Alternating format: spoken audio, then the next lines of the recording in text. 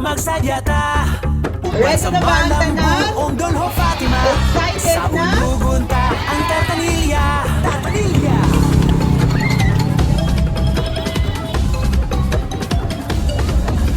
Dakong kabahin sa kagahapon, simbolo sa transportasyon.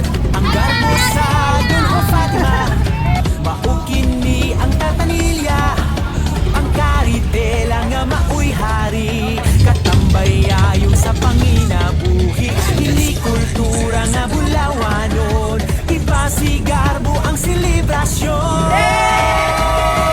Para sa tartanilya, tartanilya o magsadyata. Mauna sa Dolho Fatima. Sa ulugon Tartanilya. Tara sa tartanilya, madasigong pakihiusa.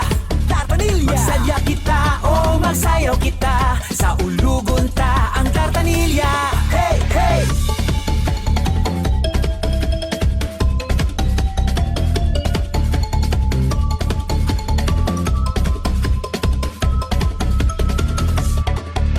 The first Tartanilla Street Dancing and Tartanilla Ritual Showdown 2025. Kambayong kusgan, kutserong pogihan.